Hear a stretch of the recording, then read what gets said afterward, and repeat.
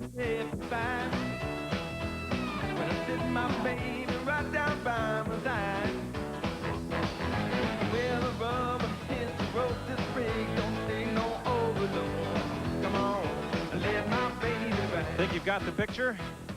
No, you haven't seen speed. Not until you've seen Talladega.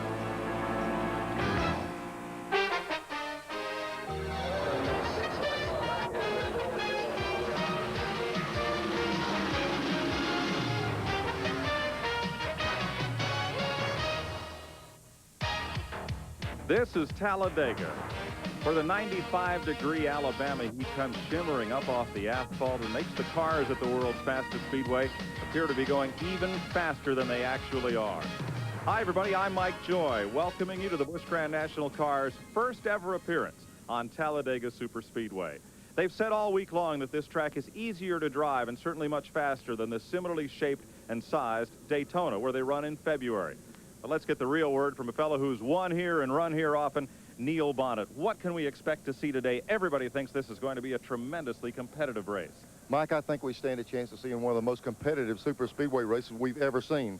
The Busch cars are really suited for this racetrack. The guys in the garage feel real good. The cars are easier to drive here than they are at Daytona, and they feel like they can race real strong and pass a lot on this track. We're going to have to see what happens. And NASCAR has mandated a minimum 45-degree rear spoiler angle for this race. What'll that mean? Well, I tell you, the spoiler, they felt like if they slowed these cars down, it would be safer for them here. They slowed them down with that spoiler, not so much with a restrictor plate. That gave them a lot of stability, and when you give a driver a car that's pretty stable, he feels like he can do a lot of racing. I think we'll see a lot of high-speed drafting and some passing today. And a lot of pack racing. Let's go to the front row. Two fellows who are familiar to Talladega and front row starting spots, and with them, Glenn Jarrett. Well, Mike, most of the time on the front row this year, we've been visiting with Jeff Gordon, but that's not the case today. Two Winston Cup regulars are here. Ernie Irvin is on the outside of the front row, and sitting beside of me, the man in black, Dale Earnhardt. Not the kind of year you would have liked to have had so far. You've got one win in the Busch Series, but things been a little rough lately. Can you end that bad luck today? Well, I hope so. Qualifying on the pole feels good, but this car we won Daytona with, so had a good day down there. Maybe we have one here. Are you going to try to hook up with Ernie and pull off and leave everybody else? Well, you know, drafting's going to be the key, so I think we need to work together, a couple of us, and just stay in line. I think we'll be all right. Well, good luck to you today, Dale. Now, as most of you race fans know, last week, Davey Allison was injured at the race at Pocono. For this race he was scheduled to run in, he has a replacement driver, and for more on that situation, let's go down pit road to Mark Garrow. Well, we've been hearing this rumor all week that somehow Davey Allison would get back in a race car this week here in Talladega, Alabama. And indeed, it is true. At 8 a.m. this morning, Allison climbed into his Texaco Haviland Ford and began making laps around this 2.66-mile track. Not one lap, but 12 laps. And the question is now, will Davey get out after one lap Sunday, or will he ride on to the first yellow caution flag? That's the big question. He has some special Velcro on the shifting lever and the steering wheel so that his right arm can help grip those two objects as he takes his laps around this racetrack under green on Sunday. Of course, Bobby Hillin has the chore on Sunday as his relief driver. The man on today that has that job is a man Darrell Waltrip says is older than dirt. He claims to be 59 years old. He's won 717 races. Red Farmer, this is probably one of your biggest assignments ever. Well, it is. You know, really the last ARCA race I ran here, I thought would be my last race here at Talladega. The unfortunate thing happened to Davey up there. We had a brand new car. The crew had worked so hard to get it ready. Texaco wanted to see the car run. Wagner wanted to see his motor run. We wanted to see our car run. So we decided Davey wanted to see the car run. It'd be good therapy for him. He said if he could see this thing win again. So they decided to put me in it to come out here and see what we could do with this car. Red Farmer is the hometown favorite. Today he is also the emotional favorite. Let's go back up pit road to Glenn Jarrett. Well, Mark, a little while ago, Mike and Neil mentioned the fact that NASCAR had instituted a spoiler rule for this race. We're standing in front of the 27 car driven by Ward Burton. You can see the rear spoiler here. It is at a 45-degree angle. In years past, they would run the spoiler laid back about here, about 20, 25 degrees. So you see it standing up there pretty tall. What that serves to do is to stabilize the car in traffic.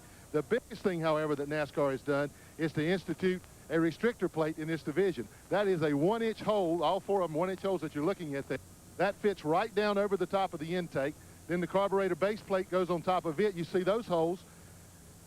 Carburetor fits down on top of that. The gas is dumped into the bigger hole. Restricted flow down into the smaller holes. What that does is serve to reduce the horsepower on the engine by 100 horsepower. Chuck Bounds said it best. He said when you put a restrictor plate on the cars, it stacks the traffic up, makes the cars run much closer together, so you need that extra spoiler. It's tightened them up. The cars are all running really competitively, really close together. This should be a whale of a race. Mike?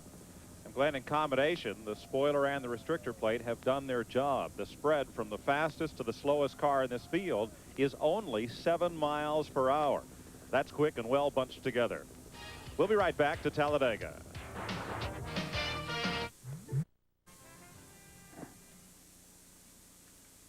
They are ready to roll here at the world's fastest speedway, the Busch Grand National cars, for the very first time.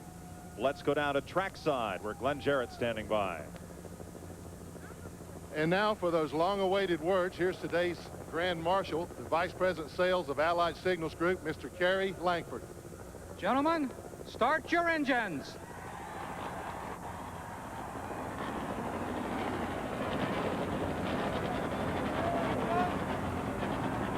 As the field comes to life, you look down the inside row from Dale Earnhardt and back, and somewhere back in there is the man who has become the new Busch Grand National point leader. Mark Garrow. Joe Nemechek began racing on this series in 1989. He's done just about everything he can. He's been the most consistent driver the past 2 seasons. Again, everything you can do, Joe, but so far, no victory. Well, the Texas people at Zito's Pharmacy Chevrolet is just running so good, and I hope that first win comes today. We got a super car. It drafts really good. The car's handling great. And if we get hooked up with a good first, we're going to go to the front, and I hope I'm there at the end to be in contention to win the race. Joe Nemechek has finished the runner-up 4 times. He's gone 78 starts without a victory. He hopes number 79 is the charm this afternoon. Mike? Kenny Wallace has been atop the point parade for many weeks, but we come to Talladega with Joe Nemechek in the front spot. Let's see how he got that way with our Haviland update. 2 weeks ago, the Busch Grand National Series headed north for the 18th race of the season, the Budweiser 300 at New Hampshire International Speedway. Kenny Wallace started on the pole ahead of Bobby Labonte, and here's Jeff Gordon sporting a bit of a different number. Jimmy Spencer off Hut Strickland takes this long slide and hard shot into the wall. Gordon also suffered damage to his Ford, which he'd lose ground he couldn't later make up. Wallace, Chuck Bound in 63 getting sideways, and Joe Bessie had a bit of a battle. There goes Wallace's bumper cover down in turn number 1. Odd assorted parts streaming off his Pontiac. He decides to give Bessie a wake-up call and return.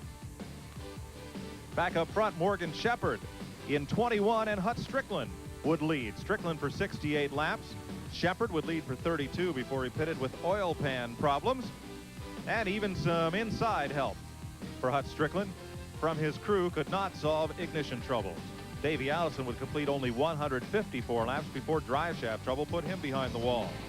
Todd Bodine took the lead on lap 242 and would stay there for some time, looking like the winner until this long slide in turn 1 put him into the wall, and resulting fuel pump problems would open the door for Jeff Burton, who started 23rd to take the lead with 4 laps to go and win the Budweiser 300. Joe Nemechek, the point leader, Robert Presley, Kenny Wallace, and Bobby Labonte all separated by just 34 points. Then Todd Bodine holding up 5th spot. So Nemechek leads the point parade coming here to Talladega, and as you look at this field, there are 9 Winston Cup regulars sprinkled throughout this field. Earnhardt and Irvin up front and all the way back through. We'll give you a look at how they qualified here. Let's look at the starting grid as they complete this first pace lap. Dale Earnhardt is on the pole. He's this series' winningest career speedway driver. Ernie Irvin, the Watkins Glen winner, outside. Row 2, Ward Burton, the Rockingham winner, and Hut Strickland from here in Alabama. Robert Presley, the Tour's only 3-time winner this year, and Ricky Craven, the leading rookie. Mike Waltrip, 2 years since he's been to victory lane, and Harry Gant, who's won at Richmond and Bristol this year. Todd Bodine, this year's winner at Nazareth Speedway, and Jimmy Spencer, victorious at Myrtle Beach. Mark Martin was the runner-up back at Rockingham, and Butch Miller, 9th in the point standings. Jim Bound returns to the circuit. He's been off since Charlotte in May, and Tracy Leslie, the former ARCA champion. Red Farmer, 717 career wins, and Jeff Burton, who won just 2 weeks ago in New Hampshire. Joe Nemechek, the Busch Series point leader. Ken Schrader making his 6th start in this series this year. Tom Peck with 4 top 10 finishes in the last 5 races, and Ed Barrier making his 5th start of the year. Tommy Houston, this circuit's all-time money winner, and Darrell Waltrip. Chuck Bound, the 1990 champion, and Jack Sprague, he's in the Jack Ingram car.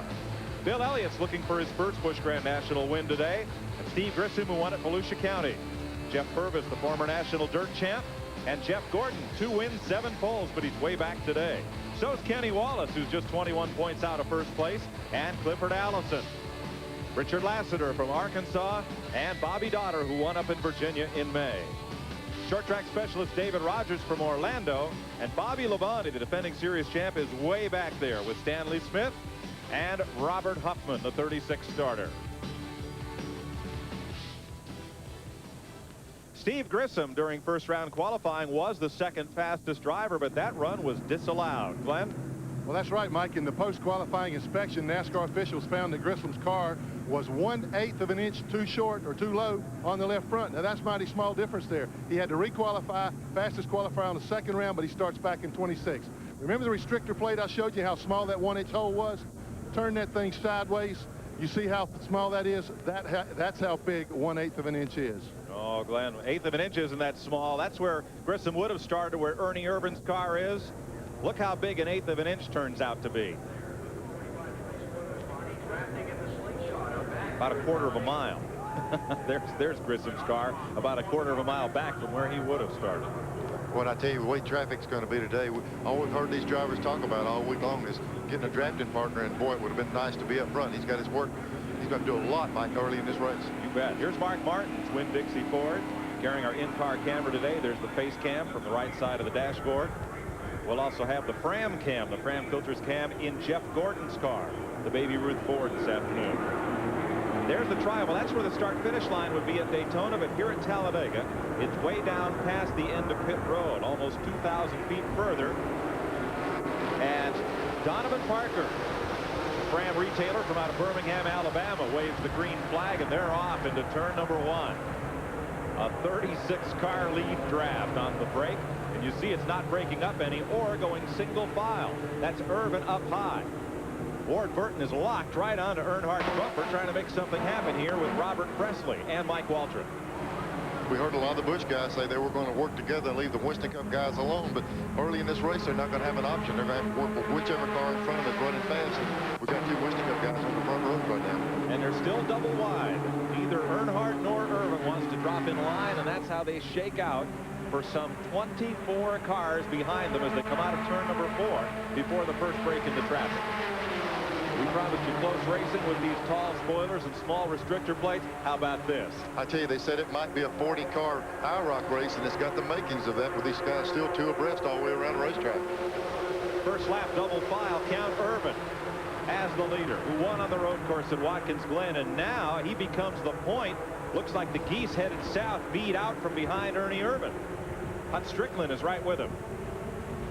On a big racetrack like this, when you're running the bottom lane, it kind of binds the car up a little bit. And with these 6-cylinders, this is really the first ultimate test to see what they're doing with these big racetracks. That outside lane is Irvin, Strickland, and Ricky Craven. Harry Gant and Jimmy Spencer, the first 5 cars in line on the outside. There's Earnhardt's black car down on the bottom, and he slides up into line in 3rd spot.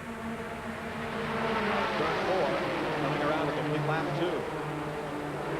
I think a lot of the drivers feel like they can even run 2 abreast and still maintain that lead pack. But here we are 3 abreast coming through the trial. That's Mike Waltrip right down the inside, who really got his car hooked up in the bottom. And now there's 3 lanes, 3 abreast. Sure, 3 lanes wide behind Mike Waltrip, who shifts out of that in the low groove. Now here comes Earnhardt coming up for the lead. What a snarling pack behind him. There's still 3 wide back there, but it's Irvin, then Earnhardt. Now Ricky Craven drops up in the high groove. He'll go with Hut Strickland. Harry Gant behind Craven's 99 car. And it's going to be Burton, Mike Waltrip down on the bottom to go with Earnhardt. It's not going to take long in this race to find out who your friends are. They're trying to get to working together with each other. And in a real big way, you'll learn who your enemies are also. Leave you hung out. 3 laps complete this time by. From 1st to 30th place is only 3 seconds. And they fan out that wide tri-oval, 4 lanes across, 3 cars wide, and it's Earnhardt who will lead it. This time, Irvin got shuffled back to 3rd. Boy, that 3 wide stuff is what really concerns not only these drivers but the manufacturers. When you get 3 wide, the car in the middle doesn't have very much downforce, and they're making it right now. See 3 lanes back deeper in the back. 29 cars in the lead pack, then a pack of 4, and then a couple of singletons. There is Jeff Gordon's Baby Ruth Ford carrying our Fram cam today, and you see just how tightly packed they are. He is right up and under the rear bumper of that car. Yeah, the closer you get, the very pusher. Look at the car in front of him really moving around. The cars are sprung so stiffly on this old big racetrack. It takes a lot of spring, and they're real stiff, and they just hop all over the track. Following Jack Sprague there, and there's a look out the back of Gordon's car. There's Bobby Labonte. Said his car just hasn't run worth a lick all week. He's just going to have to draft clouds and anything he can to try to get toward the front and have a good finish today. Right now, he's drafting off Jeff Gordon. This is about 3/4 of the way through that lead pack, and still look how tightly bunched the cars are. Red Farmer on the left of your screen. As we go back up front, it's Earnhardt, Hut Strickland, and Ernie Irvan. Kenny Schrader has come from 18th to 10th position in just 4 laps. 4 laps down at Talladega. We'll be right back.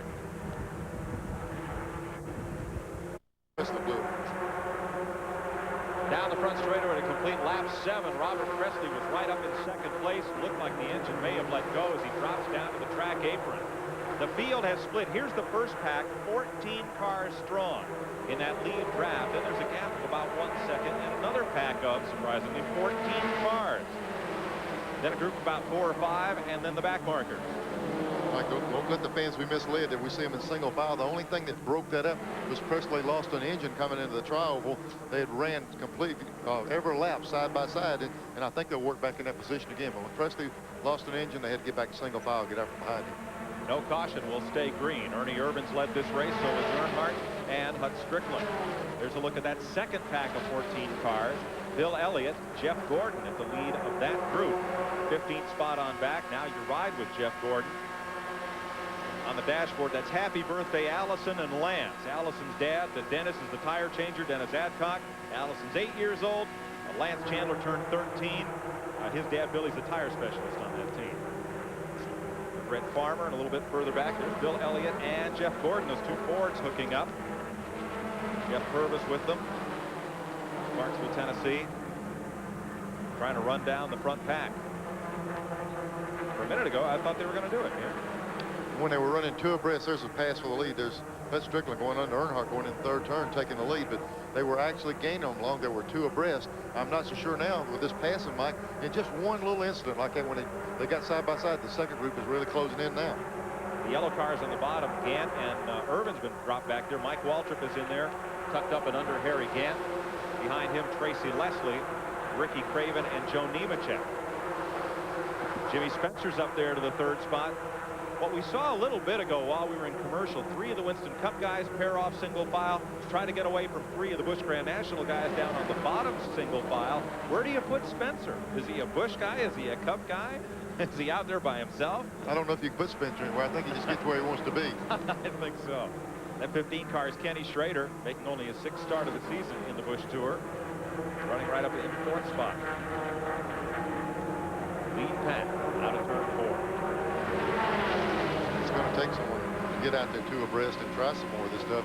It was working, and they were putting on quite a show, and then all of a sudden Presley lost that motor, but they'll work themselves back in. Here they are 2 abreast right now for the lead. You're riding with Mark Martin as that field goes double file. He started 11th. He's running 5th, going for 4th. That's Spencer in the 20 car next door. Earnhardt just ahead.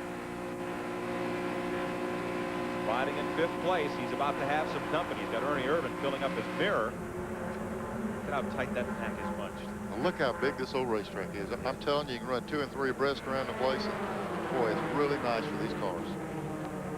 Bobby Labonte told me, he said in testing it took so long to go around here, he started timing himself. He put a stopwatch around his neck. He'd click it off when he come by the start-finish line, timing laps. Earnhardt on the bottom. Gives Hut Strickland a little bit of edge to break away as they head for the tri-oval. 10 laps down. Still 13 cars up in that front pack. There's a front end of Jeff Purvis's car, the Phoenix construction car. It's like a little duct tape blowing off of it. They're in a little 3-car draft. You're watching from the back of Jeff Gordon's Ford. Drafting off, I think that's Bill Elliott. As they try to run down the leaders, they've put themselves into a 3-car draft, and they've gotten away from Red Farmer and that third pack of cars. These 3 cars here, with Gordon and Purvis and these guys, they're gaining on that lead pack. They might be able to pull themselves back in it. Up front now, 15 cars are in the lead pack. They're double file at the back end of it. Mike Waltrip trying to gain a spot. Yellow car right side of your screen. Ernie Irvin kind of got shuffled a little while back and fell back about 8th or 10th place, and now he's worked himself back in 4th. I tell you, when you're almost afraid to step out of line, but when you do like that, and you get out and you work your way back up there, it makes you a little bit more cautious about trying to get. Here's Earnhardt going right on the top of the racetrack. If you can get above a guy, you've actually shuffled that inside guy out of position, and you can get him back down. So he got around the outside of that car, and it's going to make him drop back 2 or 3 more positions. Well, the man who entered this race second place in the Busch point standings and second in money won is going to have a tough day as Kenny Schrader goes up for the lead. Doesn't get it from Hut Strickland this time, but drops in just in front of Mark Martin. Let's go down toward the garage. Glenn Jarrett. Well, standing by is Robert Presley. Robert's short run there was awfully strong for a while. What happened? Thing just tightened up coming through the trouble here. You know, we just riding around out there having a bit of fun. I dropped down there one time going in turn 1. Nobody wanted to go with me, and we passed a bunch of them. And next lap I turned around and looked, and everybody was behind us, you know, wanting us to go on. So we just going to try to find this place there around Harry or Earnhardt, you know, somebody we knew was going to be there all day, and just ride around those for a good finish. Day's going to be short. Well, it certainly was, and this is going to hurt him in the Busch Grand National point standings, too. He was up to second, but this is going to kick him back probably out of the top 5. Up front, new leader Kenny Schrader. Let's see if Earnhardt's going to let him keep it for this lap or try to make the dive and go on by. Schrader came from 18th starting spot to the lead in just 13 laps. Yeah, you heard him say they were having fun. You heard Presley talking about out there just having fun. There's a lot of guys having fun. I tell you, these guys are a good group of racers right here, and Schrader really turned it on to come from as far back as he did to be leading this race. It's Winston Cuppers, Schrader, Earnhardt, and Martin at the head of the pack. Then Ward Burton is the first Busch Series regular. He's in 4th place. Hut Strickland is 5th. That's turn 2. 33-degree banking. That's about as steep as the roof on your house, most likely. Hard to climb up it, much less drive around it at less than 70 miles an hour. The car wants to drop right off to the bottom. We have 14 laps complete. Schrader up front, Earnhardt, Mark Martin, Ward Burton, Hut Strickland, Jimmy Spencer, and Ernie Irvin. Leading retailers. We're back at Talladega, 17 laps complete. As a blink of an eye ago, Ken Schrader was the race leader. He's surrendered it to Earnhardt now. There's a look back through the top 10. You see several of the Busch regulars in and amongst the Winston Cup drivers, but Earnhardt and Schrader are having a little fun out front. Yeah, they swapped the lead coming through the tri-oval, but now they get a little antsy back here in the back. There's a couple of Busch guys down the inside. They said off and on they were going to try to work that inside lane, but he moved over. Looked like Ward Burton moved over, and it left Leslie out there, so he's going to drop back. Burton was down on the inside for a full lap, and Tracy Leslie was the only driver he could get to go with him, so he found the hole and stuck up in it. Back into the tri-oval. This will be 18 laps this time by. This race 500 kilometers as opposed to 500 miles. And they're way up high coming through the tri-oval here. Mike, they're running such a high line through the tri-oval, something you normally don't see, but that's a defensive move. We saw earlier, if you let a car get on the outside of you, can't get down, so they're running far enough out you can't pass them on the outside. There's Mark Martin's car right there, running the lead pack, running 3rd position. Earnhardt, Schrader, Martin the front 3, Hut Strickland in the 4th spot. Jimmy Spencer's 5th, Ernie Irvin. He is the 6th place car. Mike Waltrip's moved his way up in that pack as well. Now, if you tip your TV set up to where the sky looks kind of straight across, those clouds are, gives you an idea of this 33-degree banking here. It is steep. Mike, when you're in the race car, you run down in that corner, you almost say this thing is flat. You're going so fast, and you lean on that banking so much it almost looks flat from inside the race car. Way up high in the tri-oval, just about 1 lane from the wall. Back in 8th is Ward Burton. 9th is Todd Bodine in that pack. Jeff Burton's up there as well. Now up in the 10th spot, and now a little shuffling. Ernie Irvin goes downstairs. There's Irvin. There's Mike Waltrip with him in the Pennzoil car, and they're going to overhaul Spencer and maybe Hut Strickland. Now watch as they go in this corner. They'll make a big gain as they go in the corner. They should really pull up on and maybe pass a couple of cars in. The key right here, as they go in, you can usually gain ground getting in the corner, but the problem is when you hit the next straightaway, if you don't have a lot of help behind you, you're going to start dropping back. They're close enough, they should be able to work a little bit. And they did it on their own, Irvin and Waltrip. None of the Busch drivers would drop down and go with them, trying to hang them down on the bottom. But here is Earnhardt and Schrader. This time they went to the bottom. Look, they saw the guys coming, and we've heard them say the Winston Cup guys were going to work together. They actually moved the front row over to the inside to pick up the other two cars down there. And it's just a matter if they leave them there or not. Well, note, too, it was two Chevrolets dropping down to pick up a Chevy and a Pontiac and leave that 4 to Mark Martin upstairs. Yeah, they know who pays the bills around this business. A little bit of pack racing and some interesting strategy playing out here in the early laps of the Fram Filters 500. Irvin pushing the air in that inside lane. Mike Waltrip with him. Mike, let's watch as they come on the front straightaway, and they see Irvin down inside. Let's see if the two cars in first and second drop down to try to pick him up on this next straightaway and give him a little bit of help. But he's dropped back. I don't know if they'll drop over and try to help him or not. That'll be Earnhardt and Schrader, the first two Chevrolet.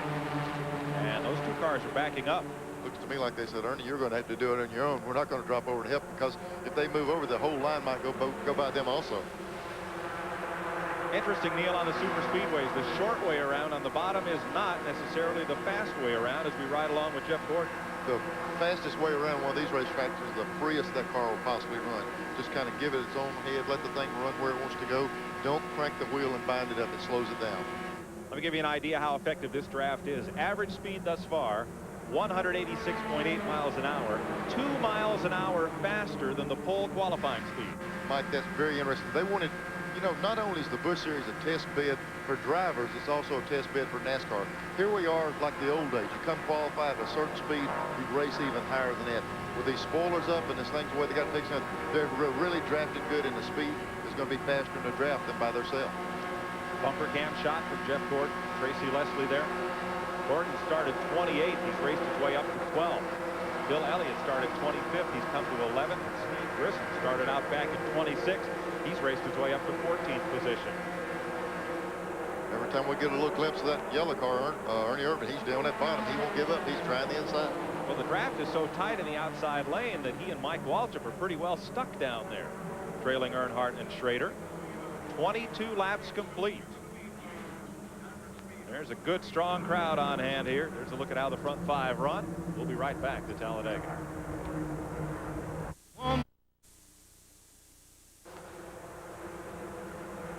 The record for number of cars on the lead lap in a Busch Grand National race, I think it's 18 cars. We've got that many right in the lead draft, never mind on the lead lap here at Talladega.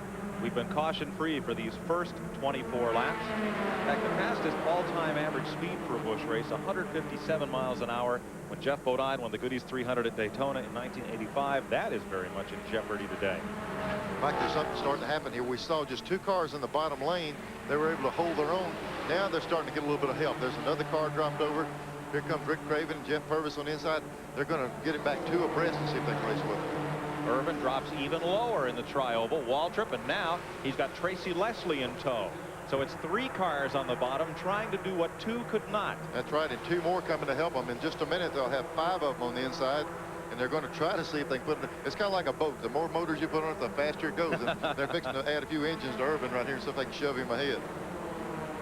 Ernie Irvin working his way up down that 4,000-foot backstretch. He's alongside Hud Strickland. Now coming up on Mark Martin and gets a good shove in third place. See if he pops up in a line or if he stays right on the bottom. They're overhauling Mark Martin because the leaders went to the bottom. They saw that inside lane coming. They jumped over there. Ooh, here we go. That's that wasn't quite by there. No, it wasn't. That was a tense moment for Tracy Leslie and Mark Martin there. I'll tell you what, he took a pretty good shot on the rear and he kept it straight. He moved over just a little bit before he cleared Mark Martin. And now he realizes Mark's there and he's back on the inside lane. Well, when that car swerved, as you saw it there, he must have lost a lot of momentum there that Martin was able to move on past. The field has just overlapped Butch Miller in the Food Country Chevrolet. Butch has dropped a cylinder, running around at a reduced speed. He's probably only running about 170, and the field has just streamed right on by him. Well, what they're going to have to be careful of right now, the first 4 of these cars are the Winston Cup guys that got hooked up, and they've been trying to work themselves together now with Mark Martin right behind him in 5th place in the Ford. So they've got these guys out front. Now they're probably going to stay in line a little bit to see what happens, make sure they don't break away. Now, it's not that there's any animosity between the two groups of drivers. The Winston Cuppers at the front of the field race with these same drivers every week, and I would imagine they're just a little more comfortable running with the people they know. Yeah, they do. They work together a lot, but I'll tell you what, it's kind of like AFL, NFL. When you used to have different leagues and different type of stuff, I'm telling you, these guys, they say, hey, we're Winston Cup. We're supposed to be beating these Busch guys. And they've been taking a pretty good beat lately. These Busch guys have been working on them, and hopefully they got them on their turf, and they want to try to stomp on them a little bit while they can. Dale Earnhardt looking for his 15th Busch Grand National Career Superspeedway win. From the front of this pack, 27 laps complete. Ken Schrader lined up in second. Ernie Irvan, Mike Waltrip, Mark Martin. That's the front five. Bud Strickland right in there. Out of turn 4 comes the lead pack once again. I'll tell you, all the guys have been doing a good job. Even though they got a lot of spoiler on these cars, you still got a lot of race car to drive at these kind of speeds. And we saw that little bit of contact while they did a good job of letting it straighten out. 10 cars now in the lead pack, 2 more. Elliott and Gordon just a couple of lengths back, and then a group of 6 cars. Not all that far back, and if they get single file, they could catch right back up. Yeah, they got the racing a little bit back then and dropped some of them off.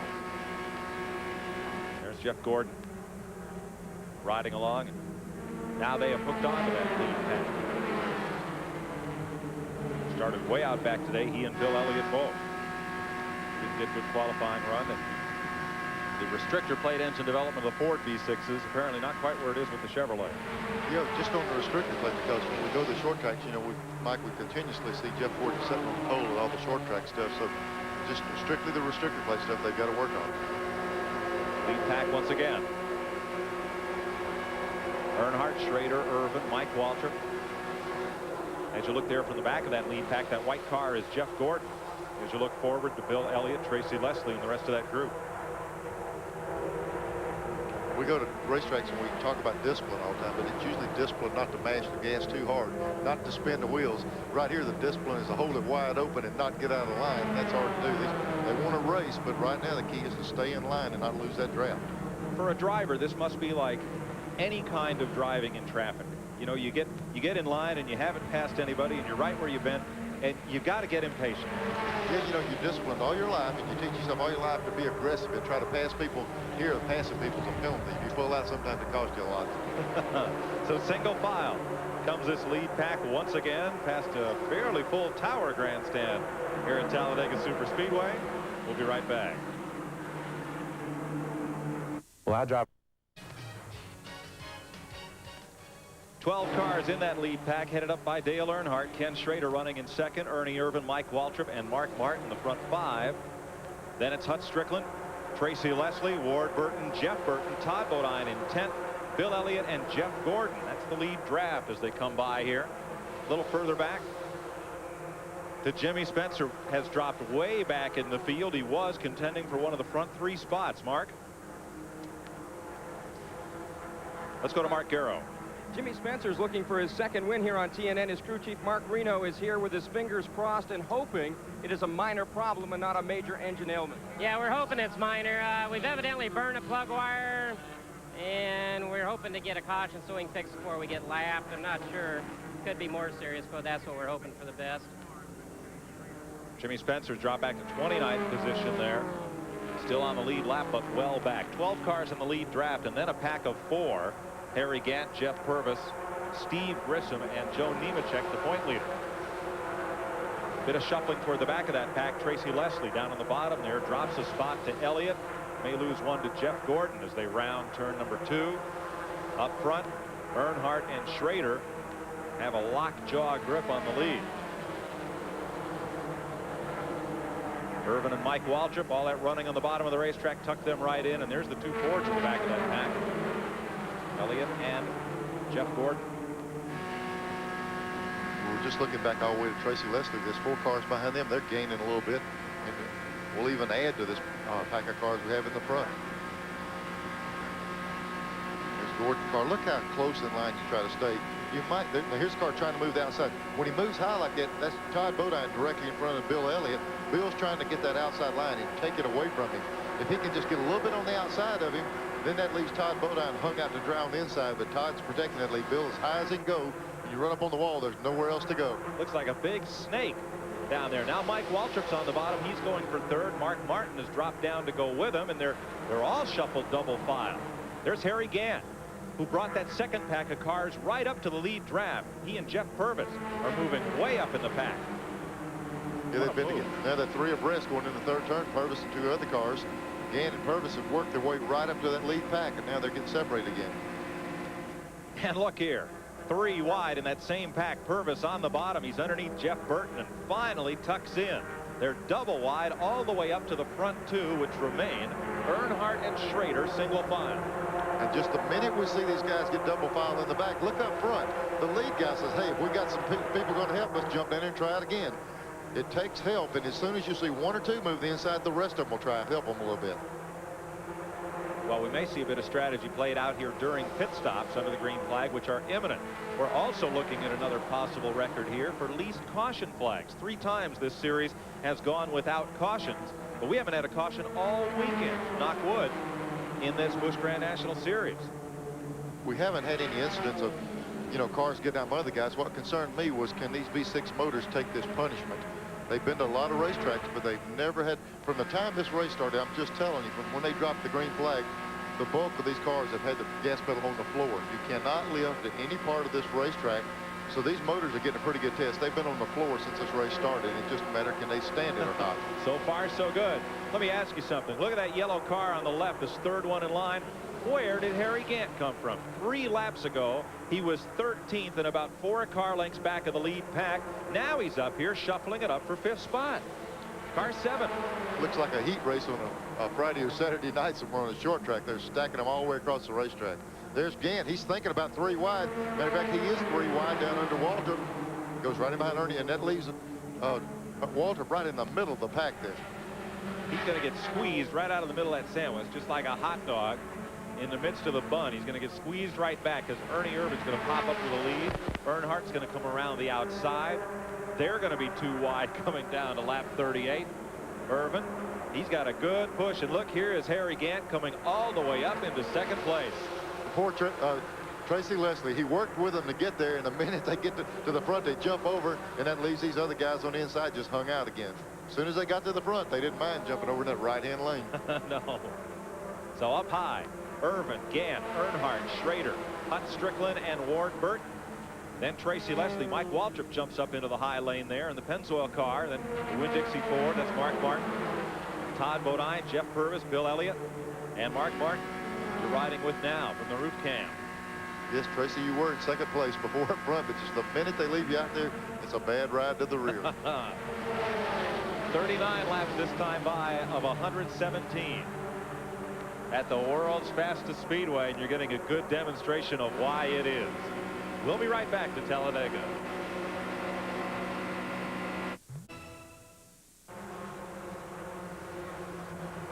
Welcome back to Talladega. Mike Joy with Neil Bonnet, Glenn Jarrett, and Mark Garrow down on pit road. New leader Ernie Irvin. Now with Hutt Strickland. Ward Burton up into 3rd spot and Dale Earnhardt in 4th. Old adage in stock car racing about these engines, they just always run their best right before they don't run anymore. And that's what happened to Harry Gant. Yeah, Gant came flying through the pack, and just as he got up here to take the lead, the thing blew up, and he's headed to the garage. He was flying up through the field up to 2nd spot and right to the front, but now he's back in the garage with Mark Garrow. Harry Gant, you were the locomotive pulling the field up to the front. They're looking for a new choo-choo train out there right now. Yeah, this car was really fast. I just taking it easy, you know, the whole first part. And the car got crossed up down the corner early, and I backed off, and I lost a lot of position. But when I started moving back up and ran them down, you know, when I got behind Ernie, I didn't have to run full out to stay right against his bumper. And it looked like we were going to pull away from the field, but then all of a sudden the tack started coming back, and I couldn't figure. I looked at me, and I think, well, maybe Ernie just got a burst of speed there, but I almost got run over back there. The engine quit, and it was really strong, though. It was the best the car's ever run on a big track. This new motor body right down the track.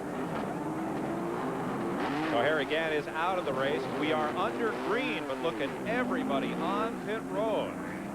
Earnhardt is in, Ernie Irvin, there's Mark Martin. All electing to come in at once so they can come back out and draft together and not lose that draft. 8 of the cars in the lead pack, make that 9, all came to pit lane at the same time. you ride back out of the pits with Jeff Gordon.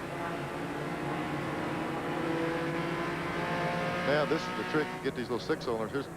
Here's Ward Burton coming in, who had taken the lead. But the trick is once you get these tires changed and everything ready to go, is to be able to get back up front and get these things up to speed. It takes about a lap and a half to get this V6 back up to full throttle. Neil, that's the first time I think I've ever seen that. I think nearly 18 cars all pitted at once. Well, we've talked about how critical the draft is, and boy, you don't want to lose your partner, so you keep your eyes on him. When the one guy turned in, the bulk of the field pitted for the tires. And that did upset some of the strategy we had heard of. There was a thought that all the Fords would pit together. Well, they did, but so did everybody else. Here are the cars remaining out on the racetrack. Stanley Smith in the building materials wholesale. That's Chevrolet. Running out there along with the Jack Ingram car, Jack Sprague driving. Let's get an update on those pit stops from Glenn. Well, Mike, we were down here polling everybody, and pretty much true to their word, that said they were going to come in on lap 43. The Chevrolets of Dale Earnhardt and Ernie Irvin had gotten together and conspired to make their pit stop at the same time, so when they went back out there, they'd have a drafting partner. Also, the Fords of Mark Martin, Bill Elliott, and Jeff Gordon had also decided to come in on lap 43. We saw almost the whole field, so they had all gotten together. They had at least one, and in most cases, two partners to make sure they had somebody to help them go together to pull back up to that draft. So everything went pretty smoothly down here. Most of them got gas and right side tires. Mark Martin there, riding with Mike Waltrip as they try to work their way back up into the field. Hut Strickland was the first car off pit road, so he's now posted as the second place car. Stanley Smith, that they add his name onto the leaders roster for this race, car number 45. The Alabama driver started in the last row, but had yet to make his pit stop. You see the field is strung out a bit after green flag pit stops. Difference of a second or two on pit road may not seem like a lot, but when you get back out here, it can be a long way. That's a football field a second when you run around this racetrack, and every little bit of stumble on pit road, you pay the price when you get out here on this racing surface. 45 laps complete. First round of green flag pit stops is complete. They'll have to make at least one more stop before this one's over. Jim Ward. Winston Cup stock car, just some of the exhibits that you'll see there. And the International Motorsports Hall of Fame inducted a group of 10 drivers here this week at Talladega. And coming up next after our show, you'll see that presentation. Neil Bonnet, one of the presenters, helped induct Kenny Roberts as one of the 10 drivers and celebrities of motorsport that now occupy a place of honor in the Hall of Fame. That show coming up next here on TNN. We are under caution for debris in turn number 2 right after this round of green flag pit stops. And just prior to pit stops, the average speed in this race, usually the fastest lap of the race is lap 1 or 2, but that's not the way it's gone today, Neil. The average speed of this race was up at 187.5 miles an hour. That's about 3 miles an hour faster than they even qualified. So I'm telling you, this thing with the draft is really working for these guys. But now a green flag pit stop and this caution flag will slow the average just a bit. One of the Chevrolet track trucks goes out to turn number 2 to clean up debris. First caution of the day. Hut Strickland, first off pit road, had assumed the lead. And now the pack will come back together. Jeff Burton and Darrell Waltrip make pit stops here under caution. Usually when we see a caution like this, we see all the guys pit. I think after that stop a while ago, and as critical as they were with track positioning, I don't know that we'll see the guys come back in. They don't want to give up that position up front because it's so hard to get back up there. No, way too valuable track position here. Let's go to Mark Garrow. Well, Jimmy Spencer didn't get to spend the full afternoon out there on the racetrack in this Fram 500K, but it looked like a lot of fun while you were out there. It was, Mark. I'll tell you something. The Daly's first day, those girls really running. And we got in the top 5, got second or third. And we were really happy right there riding, feeling out the draft. And something happened in the engine. We don't know what happened exactly. And it just kept getting worse and worse. And we're not into point hunter or anything like that, you know. But the Daly's first day people are really great. And we'll be back next week at Indy. There was a lot of talk before this race, who would gang up with who and so on and so forth. When the green flag dropped, who's ever quick, everybody went with him. It looked like a wild scramble. It really did, you know. The Busch drivers are doing an excellent job out there. I'll tell you something, got to take my hat off to them. I am one of them now, but they're doing an excellent job. And you know, Dale Earnhardt, the master of the draft and things, he's working his way up, and Ernie, it's going to be a heck of a race. And I'm really a little upset that I'm not up there with him. That's Jimmy Spencer. Back upstairs to Mike Joy. Thanks, Mark. Good run for Spencer. Let's take you back through the top 10 as that field will all be formed up tight again. Strickland, Irvin, Waltrip, Dale Earnhardt, Kenny Schrader, the front 5. Mark Martin, then Ward Burton. First the Busch regulars. Todd Bodine right there. Steve Grissom and Joe Nemechek. So 1 through 6 Cup drivers, 7 through 10 Busch Series regulars as we get set to go back to green. Let's go to Glenn. Well, Mike, one guy that was awfully glad to see that caution was Busch regular Jeff Gordon. Jeff, along with Bill Elliott, had drafted their way up from like the 25th, 28th starting position up to the top 10 positions. When they came in for those green flag pit stops, Jeff came in a little hot, locked the brakes up. They had to push the car back.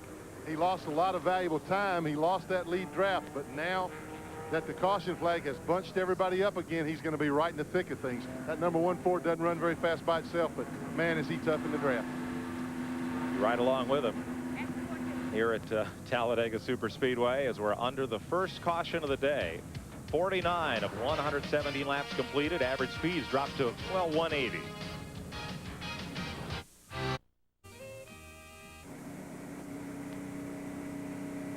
"50 laps completed the world's fastest speedway. Will go green next time by. 27 cars are on the lead lap. Hut Strickland up front, Ernie Irvin, Mike Waltrip, Dale Earnhardt, Kenny Schrader, the front 5. Mark Martin, Ward Burton, Todd Bodine, Steve Grissom, and Joe Nemechek, the top 10.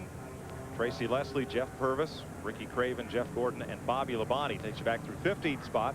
Brett Farmer's 16th. Then Chuck Bound, Tom Peck, Tommy Houston, and Stanley Smith 20th. Kenny Wallace back in 21st. Has had a tough day at Barrier. Jack Sprague, Jim Bound, Jeff Burton 25th. Darrell Waltrip and Clifford Allison are on the lead lap. Now, Bill Elliott has fallen 1 lap back. He was up with the lead pack through most of that green flag run. Richard Lassiter, David Rogers is 2 laps down. And in the garage area, Jimmy Spencer, Harry Gant, Butch Miller, Bobby Dotter, Robert Huffman, and Robert Presley. Getting set to go back to green. Mike, the only guys I saw pit then was Kenny Wallace right there at the end, but he didn't have anything loose. He's at the tail of the field. And they run a Pontiac all year long. They built a Chevrolet to run here on the big track to see what the difference was, and they still haven't got the car up to speed. Wallace well back in the field, but still on the lead lap, 21 points out of first. Lost the point lead last race to Joe Nemechek. 6 lead changes thus far. Mike, we just got word that Kenny Wallace had a left rear tire flat. That's the reason he came in on that last stop. So the caution flag, a break for Kenny. Green flag, and here they come 4 wide down the front straightaway. Leaving Richard Lassiter up in the high lane. He's a lap down, or 2 laps down, rather. Big wreck. They're going there. It looks like Nemechek going through the grass on the inside. And who's that up high spinning? 2 cars. One of those might be Craven. And they'll run back to the caution flag. 2-car incident, at least 2 involved down in turn 1. Luckily enough, Nemechek went across the grass, and the car didn't get airborne like they used to do. He got it, but they wasn't up to full speed. It didn't seem like he hit anything. And most of the field has pedaled out of the gas pedal to come around to the flag. Ward Burton was very slow on the restart, we're told. The field pretty much streamed around him. There's Ricky Craven, was way down on the apron, one of the 2 cars involved. Joe Nemechek was the other. So the first on-track incident of the whole weekend among the Busch Grand National cars has brought out this 2nd yellow flag of the day at lap 51. There's Craven way down on the bottom. That's Steve Grissom just in front of him, and Nemechek. There comes, that was Todd Bodine coming from the right lane over.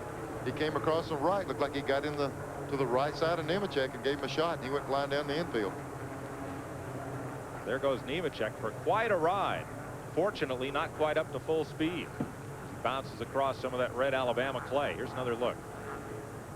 They're already spinning. Nemechek's already going across through the inside grass. There's Craven coming back up onto the racetrack, spinning.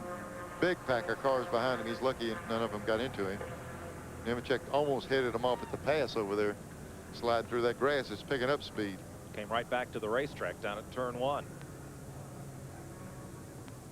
Fortunate, very fortunate, there was no further incident when Craven went spinning or when Nemechek popped back up on the racetrack, but there were no other cars involved.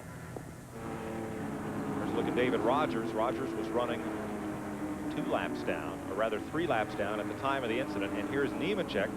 No apparent damage on the car. Nothing, but it looks like sheet metal. It looked like it rubbed the left rear tire real hard. He'll have to change tires, but anytime you alter that body design at this place, it's going to slow you down. Craven had 4 flats that looked like Mike from where he spun, blew out all the tires, so they're changing all of them. He do run the inner liners here at Talladega, so he wasn't coming all the way around the track on the rim. They had that safety inner liner, that tire within a tire here. Nemechek may have some right side body damage from the bump with Todd Bodine that initiated this crash. Boy, they're lucky when you just have some type of damage that we've got to look for to find. Usually at this place, you find the damage laying on the track, the car gone. Let's have another look. Look at there. There's Craven. He slid right up the middle of the track, Mike. And there's cars diving down on the bottom. There's Kenny Wallace directly behind him. Maybe that's Purvis. Their cars are painted just alike. Up high, got cleared him. Did a good job dodging. Here's Todd Bodine, and he has been called to pit road for a stop-and-go penalty. Word from NASCAR was that he jumped the restart. Also, I see them look like they're working on lift recorder on Bodine's car. There's Joe Nemechek's car. They're trying to pry out the fender panel. Mark? That's exactly what they're trying to do, Mike, both on the left and the right side of the Texas Pete Chevrolet. They've now pried the sheet metal away from the rear tires. He came in, and you can see the car cocked on a weird angle. It got a little bit sideways, and of course, they have to be very careful about that, or he could be penalized by NASCAR. His brother John is on the front tire. They're changing that, of course, coming around on the left side to change tires there. Nemechek is just about ready to go down and away. He'll head back on a pit road. Todd Bodine, a quick stop for that Hungry Jack team as well. They were pitting just behind Nemechek. I imagine Joe got a little sideways when he was put a little sideways down there entering turn number 1. So he goes back into the race and stays on the lead lap. Mike Waltrip is the leader under caution. The first race, Busch or Winston Cup, that Mike has led since the season opener at Daytona. 53 laps complete. We're under the second caution of the day, and we'll be right back. Parts. After the second caution of the day, we're getting set to go back to green. The light is out atop the Pontiac Grand Prix GTP safety car, and it'll head for pit road with Mike Waltrip at the front of the pack. That's Richard Lassiter in the outside lane, trying to get back one of the 3 laps that he is down to the field. Hut Strickland in second, Ernie Irvin in third, Dale Earnhardt, Kenny Schrader. The order pretty much unchanged up front. Mark Martin, Tracy Leslie right in there. Steve Grissom and Jeff Purvis, the top 10. A little bit strung out on this restart. Ernie Irvin back a few car lengths as they come down to turn 1. After that last restart, they might decide they better give each other a little bit more room because they were bunched up so early before it caused a problem. Here's your Napa Field standing update at 50 laps, just 5 laps ago. This is how they were running. Find your favorite driver in that rundown as you watch Mike Waltrip and Hut Strickland try to take it off and away from this pack. It's the biggest lead we've seen all day, about 4 car lengths for the leader. But they're coming, though. They're not going to stay there long out front like that. That's Ernie Irvin up top, getting shuffled back there to the 7th spot, dropping in line as they come off turn 4. Into the tri-oval, and the black car goes to the bottom. Waltrip up front, and Strickland loses second spot to Earnhardt. Schrader, Martin coming up through on the bottom. The guy that got the shuffle then was Hut Strickland, and he never moved. Right. He held his position, and 4 of them went by on the inside. Tracy Leslie's part of that pack. Good run for Leslie today in the Detroit gasket car. He's been right in, up, and amongst the leaders. And at the tail end of that pack is Steve Grissom, who was the second fastest qualifier, had his time disallowed, and he's come all the way up into that front pack from back in 26th starting spot. Now we can forget that 1/8 of an inch. He's ready to go racing. You've got that behind him now. And look behind the front pack how they're double wide all the way back in that second group there.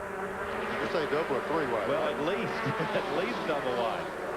There's the 2 Fords, Red Farmer, Jeff Gordon, Kenny Wallace in a Chevrolet this week. The Dirt Devil car battling with him. Look how close there. Of Jeff Gordon's car, you can't even see the top of the rear spoiler of that car ahead. That's about as close as you can draft them. Stick it up there and just start shoving them forward, trying to get on to the front.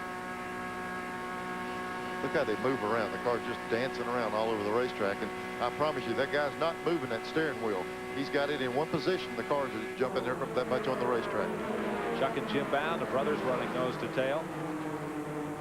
Drafting off Red Farmer. Up front, here's Earnhardt, Schrader, and Martin. The 3 black cars drafting off Mike Waltrip. Looks like Strickland right in behind Mark Martin. Back in 5th.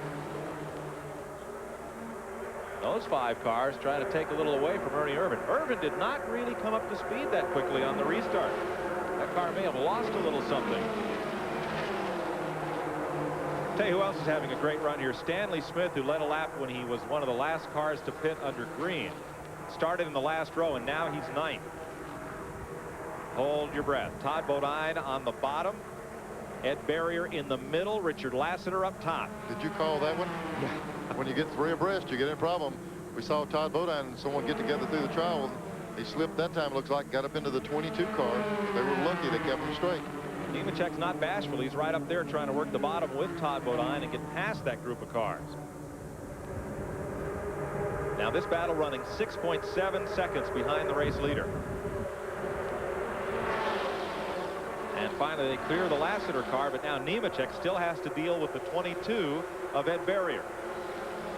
That was a pretty hard lick coming off that second turn, not to cause any more problem than it did. They hit real square instead of front or rear of the car, and it just bounced them apart again.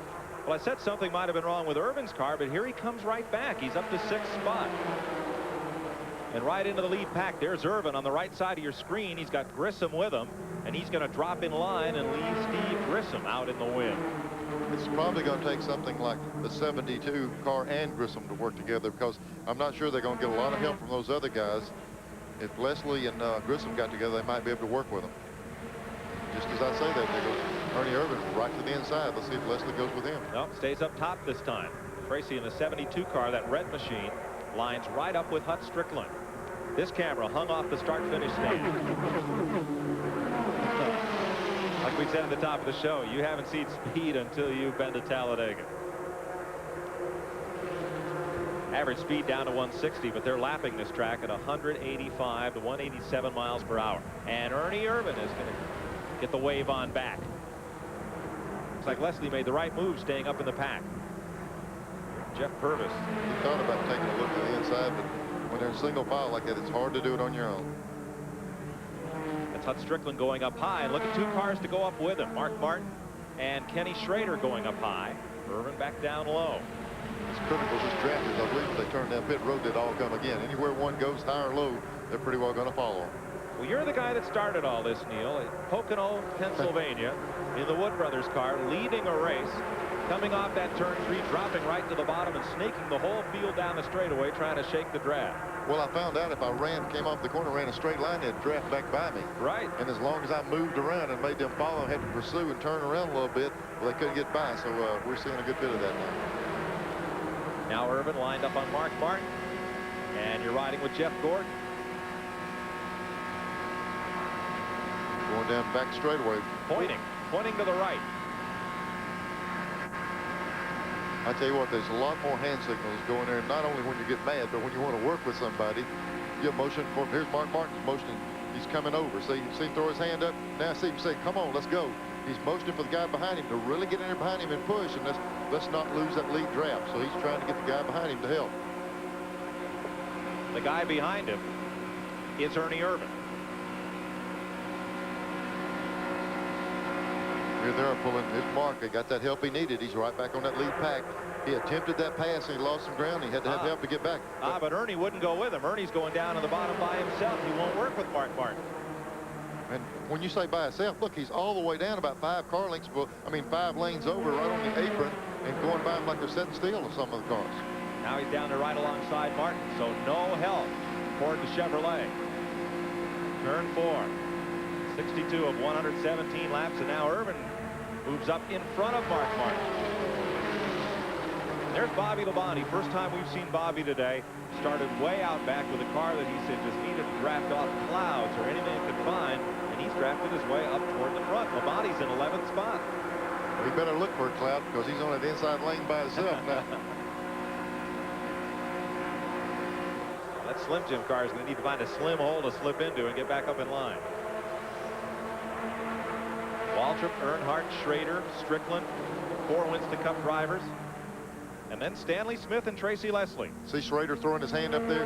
You'll gain on him. Schrader was back about 2 car lengths, and you'll make a big run. You kind of throw your hand up and say, hey, wait a minute, I'm gaining on this guy in front of me. You actually can't see Hut Strickland, can't see Earnhardt when he's behind Schrader. He's relying on Schrader to tell him what's going on in front of him. You're so close up under him, you can't see the car that's one in front of him. So you rely on that other driver to give you those signals. Sometimes he tells the truth. Yeah, you hope. Mike Waltrip tows them around. A ribbon of race cars off into turn number 1. 17 cars long. As that snake uncoils out of 2 and heads down the back straightaway once again. 64 laps complete. 17 cars in that front draft here at Talladega. 24 cars on the lead lap. We'll be right back.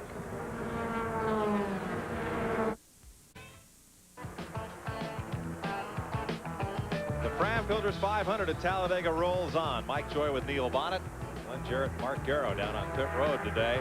And that lead draft, 17 cars strong, includes 4 drivers who have never won a Busch Grand National race. Hut Strickland, Tracy Leslie, Stanley Smith, and Jeff Purvis. Any one of them could have a shot at it today. Mike Waltrip up at the front of the field. There's a look at Stanley Smith, that black 45 car. It says BMW on the side, not the German automaker. A local building materials wholesale.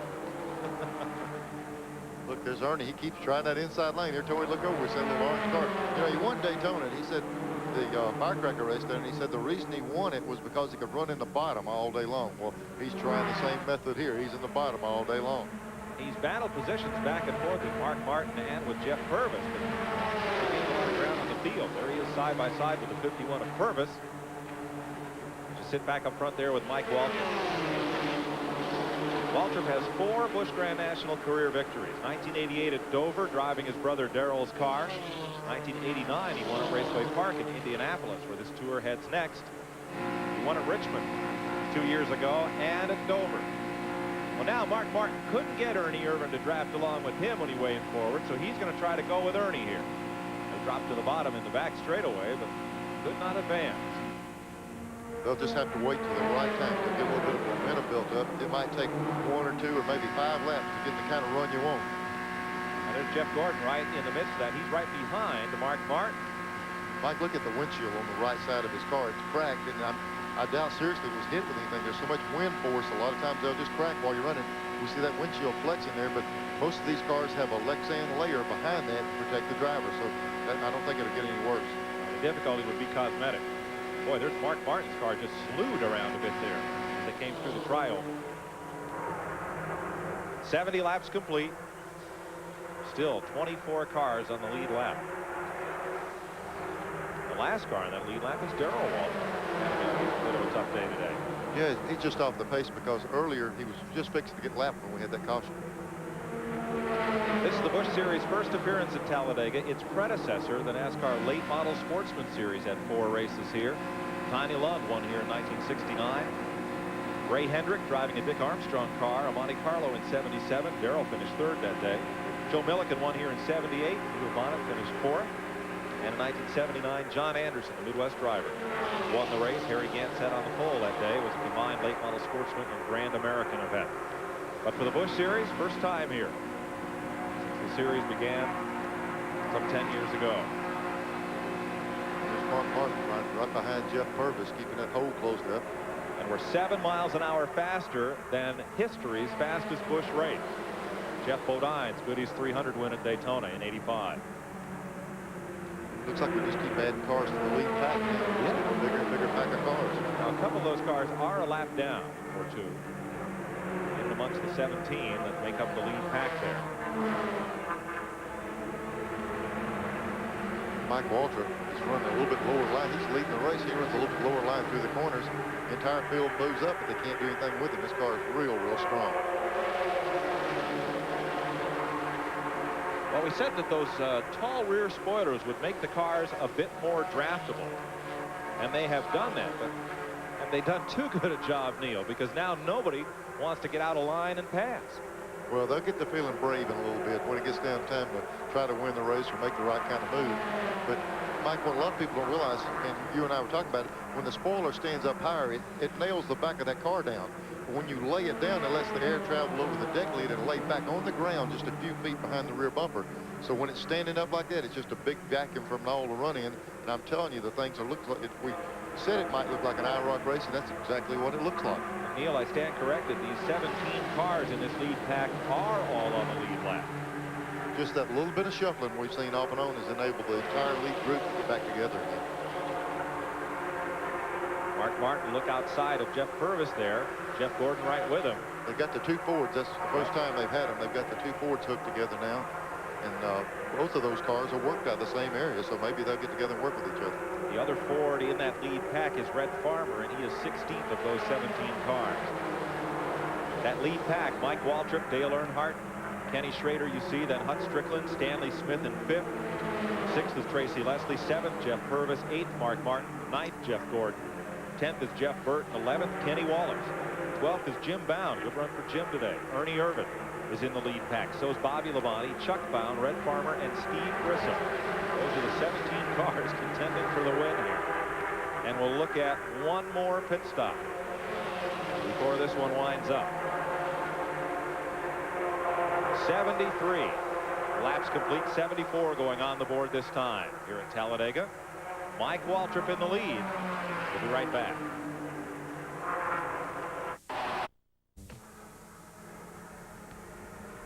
This race about 2/3 over. Let's run you back through this field. Here's Mike Waltrip, Dale Earnhardt, Kenny Schrader, and Neil. They've kept close company for about these last, ever since pit stops.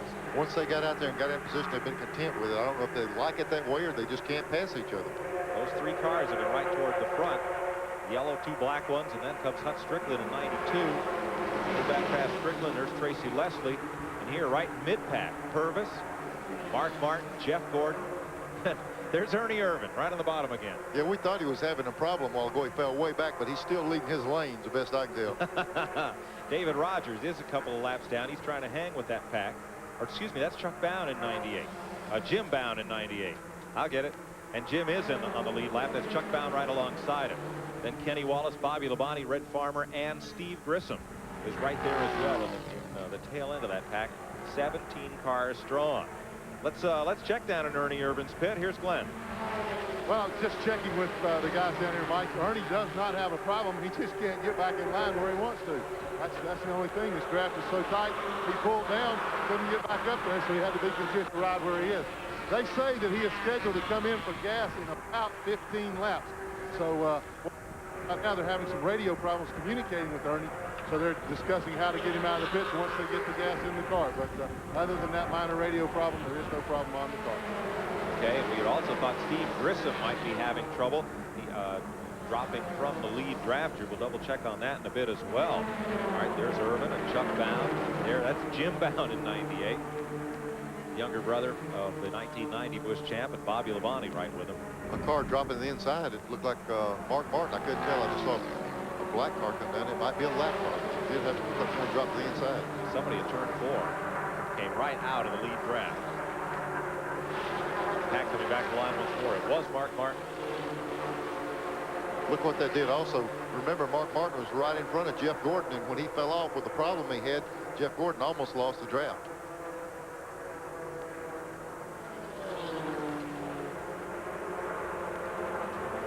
Mark Martin will be on pit road. Back up front with leader Mike Waltrip and with Dale Earnhardt. Just a ways back from that lead pack, drafting along. We'll keep tabs to see if Todd Bodine and Joe Nemechek can catch the lead pack. They've been drafting together for these last 15 or so laps.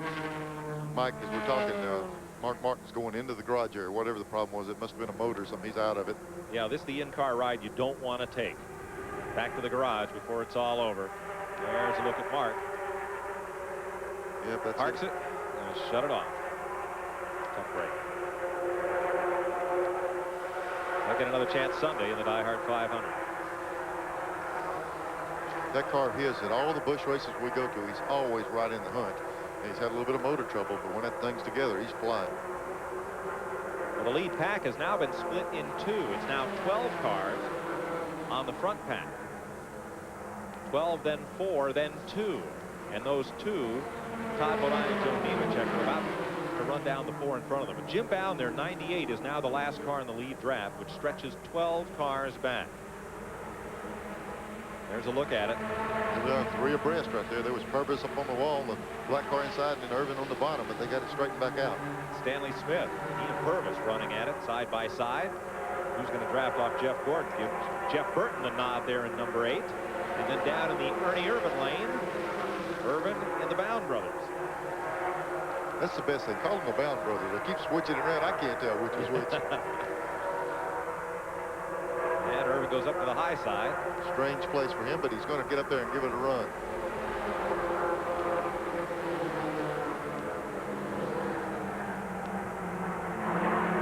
That's kind of funny not to see that Bill Davis car that Jeff Gordon's in at the front of the field.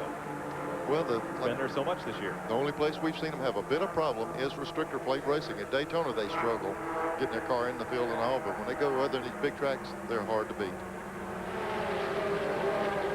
At the back of the 12-car pack, Stanley Smith and Jim Bound back there. Then the 4-car pack, led by Bobby Labonte. And then that 2-car pack. Glenn? Michael standing with Mark Martin. He's crawled from his car. He was crawling, looking up under it. Mark, what happened? Well, we overheated it and burned it up. It's too bad. We got ductwork damage here from something or other. Come up from the track or something. Winn-Dixie Thunderbird was great. We were up to 3rd and 4th and stuff like that.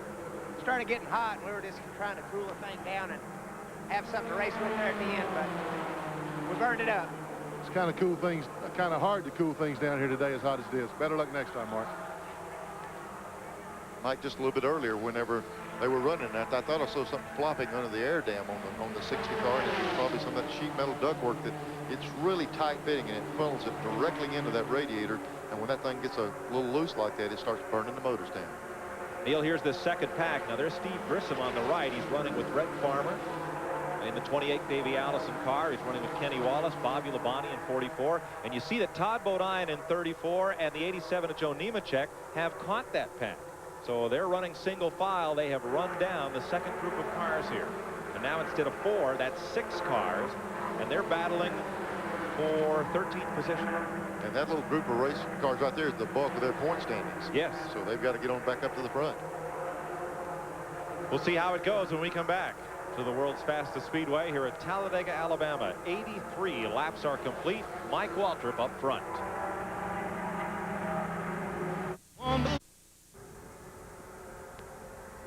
85 laps complete. 5 cars trying to break away from the field. There's Mike Waltrip with Earnhardt, Schrader, Strickland, and 1 Busch Grand National regular, Tracy Leslie, is locked right onto them. He's the 11th place point man, right side of your screen, the number 72. The rest of the Busch point battle is well back in the 2nd pack. Now there's Irvin with Jeff Gordon, who is 6th in points. Jeff Burton, the number 8 car, is 12th in points. Caution is coming on the speedway. A tough break for Jeff Purvis, who just made a stop on pit road. So Purvis gets back out ahead of the race leader. He will have his pit stop complete and will not drop a lap. But caution is out here for the 3rd time today. And pit stops were imminent.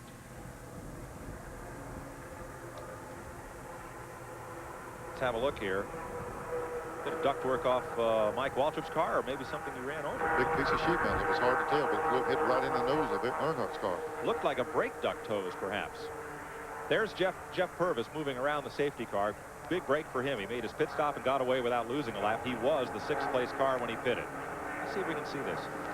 It's going to fly right from under Mike Waltrip's car. Let's see if it's in front of the car and then he runs over it, or if it comes off of his car. Looks like a clear track in front of him.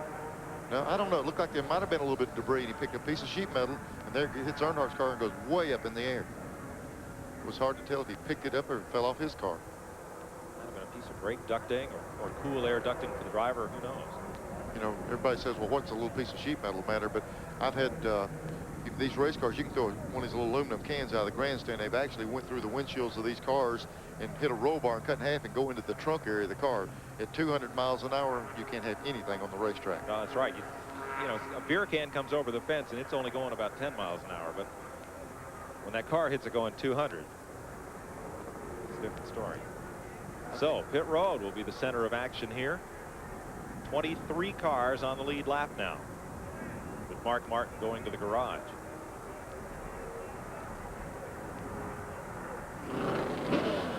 Mike Waltrip has just brought the Pennzoil Pontiac in. They are checking the front of the car to make sure that there was no ductwork or anything else that came out from underneath. They're working on the right side and filling up with gas. They will not come around. They'll just change the outside right tires. He's already away. Let's go further down pit road to Glenn Jarrett. Mark, I'm standing between Dale Earnhardt and Ernie Irvan. Once again, they came in together. These guys, the Chevrolets, are changing left side tires, getting that last splash of fuel. Both of them were in and out in about 13 and a half seconds. So pretty good stops, even under caution. Caution went down and away. A little bit of bumping around on pit road, and Kenny Wallace's car is not getting going. It was very slow coming out of the pits. I thought I saw him get hit. I thought he hit another car as they came out of the pits. He did. He bumped into the back of somebody trying to get into a pit stall. I don't know. Sometimes a lick like that, you'll hit the ignition, hit the distributor and mess up something, but they sure can't get it up to speed. Well, they've had a couple of tough weeks in a row. Tore the car up in New Hampshire, then came in here, did not qualify well at all. Kenny started 29th. Now is running tail end of the field. Big news out of that camp is that they have hired Jeff Hammond Monday after being in victory lane Sunday with Darrell Waltrip at the Winston Cup race at Pocono. Monday, Jeff Hammond was hired by Felix Sabates to run Kenny Wallace's Winston Cup team for 1993. So left the Waltrip operation. The reason being to get a fresh start on getting cars ready for next year so they can test as early as September. Now this is Jeff Gordon, and he's waving at the left side, pulling up alongside Ernie Irvan as if take a look at the left side. I couldn't really tell what that signal was. He was certainly motioning to him, and in the mirror you could see a little bit, but I couldn't really tell what it was about. He was trying to get some point across to him. We'll update that in a moment. Right now, let's go to Glenn in the Kenny Wallace pit. Well, they're not too happy down here right now. When they came into pit, they're pitted right beside of Jeff Gordon. Jeff came in, had him blocked in a little bit. Kenny had to work the car a little bit, try to get it out. Tore the clutch out of the car as he was leaving pit road. That's why he could not get up to power. They're a little upset talking with the NASCAR officials about it, but the damage is done. So he's going around either slipping the clutch or just trying to hold on to something here. Boy, the clutch in one of these things is about half the size of a passenger car. They're about 6 or 7 inch diameter, and once you slip them, they don't come back. And what he's got into now, he's just having to feed the throttle, and really take it easy, but he's going to have a problem. He can get the car up to speed on the restart. Tough break for Kenny Wallace. There's Jeff Burton. He's been up in the lead pack all day, and he's presently the race leader. He and Tracy Leslie were last posted at the front of the field, so Leslie got to lead a lap, and Jeff Burton becomes the 9th different leader of this race at Talladega. We'll be right back. 92 U.S. Olympic team. Troubles continue for Kenny Wallace. They had put the car in 4th gear. They had sprayed the clutch to try to cool it down, try to get him some traction, but then in 4th gear with such a tall rear end, the car just couldn't pull coming out of the pits. Glenn? Glenn Jarrett? Well, now, Mike, they're pushing the car behind the wall. They're going to have to bring it back here to try to repair it. And as you said, they put it in 4th gear, but the gear's just too tall. It wouldn't pull. That slipped the clutch even more, so it got it hot. Now it won't pull at all. They're going to have to make some major repairs now. Here's a look at it. Coming out of the pits, he does get into the back of Tom Peck, who's picked up the Fram filter sponsorship for this race. And we'll go green this time. Jeff Burton had a great pit stop. Let me correct, Tracy Leslie did not lead the race. He is in the lead draft here, taking the restart in 14th position. Jeff Burton comes across to lead this lap, but will immediately surrender the lead to Hut Strickland. And Strickland's trying to drive away. Now there's Mike Waltrip, excuse me. Strickland is 3rd. He had got past Dale Earnhardt on the restart and Kenny Schrader. It was a crazy restart. The 2 lead guys were out 100 yards in front of the 3rd place guy. I don't know what happened. They didn't realize they were going green that lap, but they sure were spread out. You had me. I had the yellow car passing the black car, but it was Strickland around Earnhardt instead of Mike Waltrip there around Jeff Burton. So Mike Waltrip goes right back up front.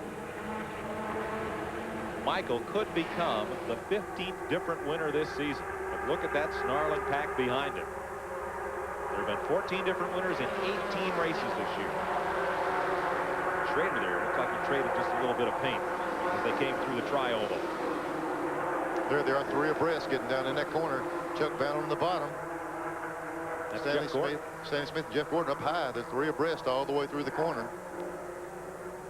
And Tracy Leslie just ahead battling Schrader. Leslie's had a great race today. He's been up in that lead pack all day long. He'd work and draft with anybody. And here comes Gordon in the 4. Tucked right up and under. Is that Stanley Smith or is that Schrader? I think that's Schrader he's up behind right there. You get him so close like that, it's hard to tell. All we can see is a piece of sheet metal for a spoiler back there. They were way up high. Now Leslie just made a move from the bottom of the racetrack all the way around to the top, exiting turn 4 in that red number 72 car, the Detroit Gaskets car, just ahead of Jeff Gordon. 3 wide through the trioval. Drop it down to 2. Yeah, they can do that 3 abreast stuff for just a few laps, but when they get these cars to full speed, they better get them lined up 2 abreast at the minimum. I mean, excuse me, maximum. They better get single file or they may get strung out again. There's Red Farmer up into 11th spot, battling Chuck Bound. Let's go back behind pit wall, Glenn. Kenny Wallace, it looks like the racing gods just keep finding ways to put you out of a race. What happened? Yeah, 3rd week in a row. Well, you know, a lot of learning to do there. There was just no way anybody could race. You know, he kept seeing Ernie try to go on the inside. I had to learn a little bit. You just had to stay up high, and you couldn't move no whatsoever. And it's always going to end up pretty good. We were coming in for a gas and go there. I took off the go, and Tom Peck got from me and hit the brakes, and I didn't have no brakes. I put it up in 3rd to take off, and it wouldn't take off. We burnt the clutch up in the dirt. That was Pontiac, so have to go on to Indianapolis. Well, better luck next week. Things got to turn around for you. Thank you. So Kenny Wallace came here 21 points out of the lead and will leave here much further behind than that. Here's Todd Bodine battling Jeff Burton. Todd 5th in the point standings coming here. Looks like he'll have one of the top spots in the Busch regulars. He is currently up there battling 5th and 6th place with Tracy Leslie and Jeff Burton now.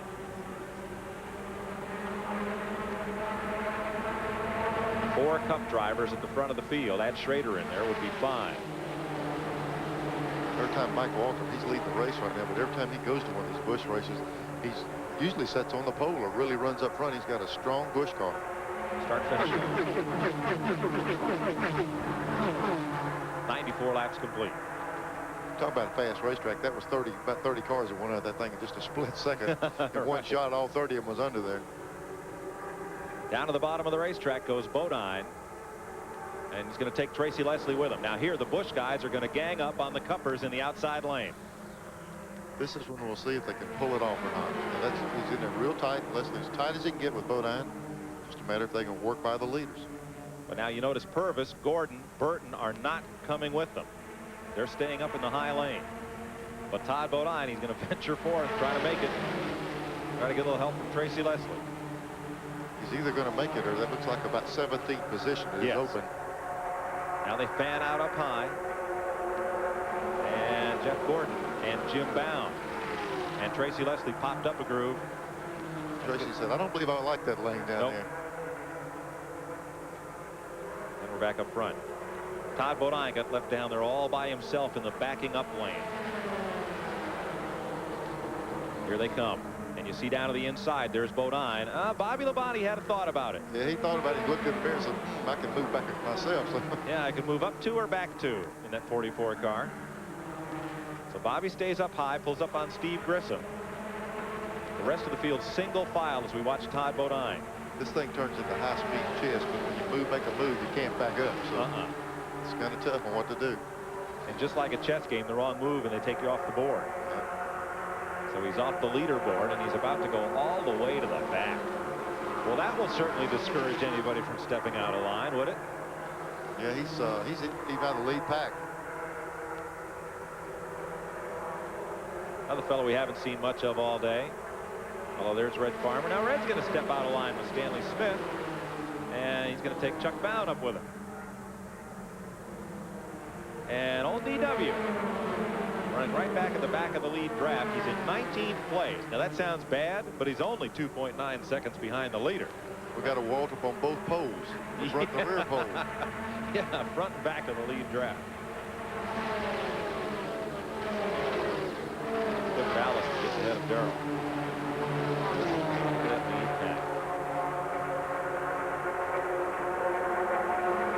You're right. Well, go, Mike. You know, when you see one guy take a beating like Todd Bodine did, it'll kind of sober you up. You say, hey, I don't need to be over there. You see, if one guy gets over there and he's successful at it, then somebody else will try it. But when you see a car like Bodine's losing much ground, they're going to be a little bit more cautious right now to see what they do. 19 cars lined up there. They've split a little bit into 3 groups now, but separated only by a few car lengths. 20 laps to go here at Talladega. The first ever Busch Grand National race on the world's fastest speedway. Mike Waltrip leading Earnhardt, Irvin, Strickland, and Schrader. Back after this.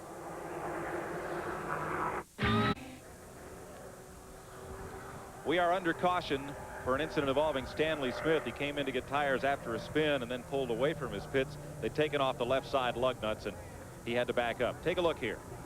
Here they are going down the corner. Red was right behind him. I don't know if Stanley's car just got loose because of being so tight. But what you're fixing to see is some great driving there. The car is completely sideways. Watch everyone clear him. He's going to go all the way around. And the car is going to make a run back up the racetrack. But this is the part you need to see. When he turns back around, the car is backing up. Looks like it's going to hit the rear, but it comes completely around. And here's what usually happens. You shoot right back across in front of a lot of traffic. The car stayed up high and he kept moving. Since this has happened, he's been in the pits and got some more tires. Here's another look at it. Incredible that he is able to save this car. And he's now completed his pit stop and will stay on the lead lap. He was in 11th place at the time. Looks like he's going back directly in the wall. Takes a little bit of shot there, slaps the front end up against the wall. And the key is the thing stayed up high on the wall and then coming down to the bottom again. So Stanley Smith, and that's a Chevrolet, not a BMW like it says on the side. He had a great run here in 11th place, his best outing in the Busch Grand National Series this year. The biggest concern he'll have, it took a hard lick on the right front wheel when it came around. If it knocked that front end setting out on that car.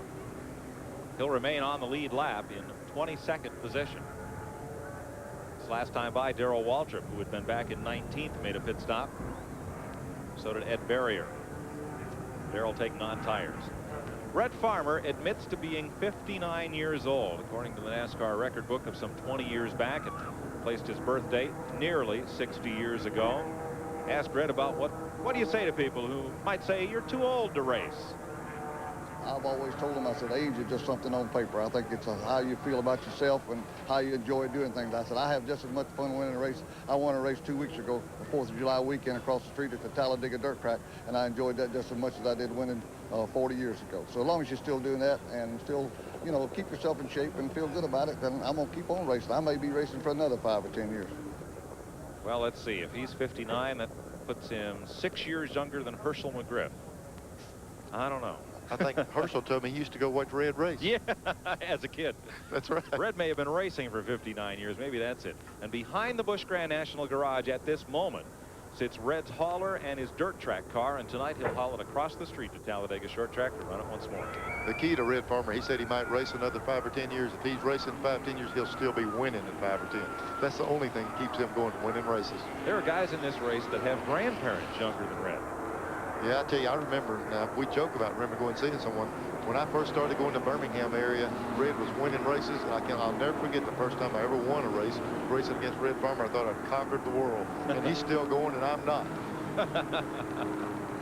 16 laps to go and they'll get the green next time. Here's how they'll square off. Mike Waltrip in the Pontiac. Dale Earnhardt is second in the Chevrolet. Ernie Irvin, his Chevrolet, lines up in the 3rd spot. Back in 4th, there's Kenny Schrader's Chevy. And in 5th, the first Busch regular, Jeff Burton, number 8. In 6th, Jeff Purvis is having a great day today here in his Chevrolet. 7th is Jeff Gordon, 6th in the point standings. 8th, great run for Jim Bound this afternoon in the 98 car. In 9th spot, Tracy Leslie has also had an excellent run today, up in the top 5 part of the day. And there's Red Farmer. He sits in the 10th spot in the Davey Allison car. 11th will be Chuck Bound. Behind him, Hut Strickland has been shuffled back out of that front 4. He's now back in 12th spot. Joe Nemechek, after that spin, stayed on the lead lap. He's now running in the 13th position. And right with him the whole race, his shadow has been Todd Bodine. Bodine in 14th. 15th, occupied by another member of the Alabama gang. There's Clifford Allison in the 15th spot. Back in 16th, Steve Grissom, second fast qualifier. Time disallowed, started in the back, has flirted with the lead pack all day. And Bobby Labonte, who would probably be happy to get out of here with a 17th place finish, the way they've struggled this weekend. 18th is Tommy Houston. 19th, and on the lead lap, there's Darrell Waltrip. 20th will be the 22 of Ed Berrier. then Tom Peck in that number 19 car, the Fram Filters car, and 22nd will be the 45 of Stanley Smith, the car who spun to bring out this caution, amazingly without touching the wall. Or amazingly without just totaling a race car, that part of the racetrack. He was very lucky. Green flag. 16 laps to go. And again, the cars up front break away just a bit on the start. Four of them. Mike Walker, whenever restart, just pulls away like everybody else is tied to a tree. They're able to run him back down. Right behind this pack, they're 3 wide in turn 2, and almost a bit of contact there as Jeff Gordon slides up the racetrack. Everything sorts out. Back straightaway, and that whole pack that accordioned out at the restart has now swung right back together. People keep thinking about that inside. We just can't get enough of them to do it at one time to make it work. 3 cars with a 4-car separation back to 4. Walter, Earnhardt, Irvin. We're just 15 laps away from finding out if one can run in that lane or not, because we're not far away from the finish, and we're going to have to see somebody test that water on the inside and see if they can get by these leaders. Schrader in 4th, Burton in 5th, Jeff Purvis in 6th. Purvis might be the wild card here in that 51 car. Here's a fellow without a lot of super speedway experience, actually without all that much pavement experience. He's having the ride of his life here today. I tell you, Jeff is, you know, he ran real good in the ARCA races and all up here. He's had a lot of good luck at this racetrack, and it might pay off for him today. He's been a protege of yours. I was trying to help him with some stuff, but I barely could help myself. I didn't know what to tell him to do with the race car. He's doing well today. Lined up there, that white car in 6th position. He is Jeff Purvis, Phoenix Construction Chevrolet. Jeff Gordon makes a move on Joe Nemechek there. Following Todd Bodine up a spot. That puts Nemechek, the point leader, back 2. Brett Farmer right in there with him, and Jim Bound.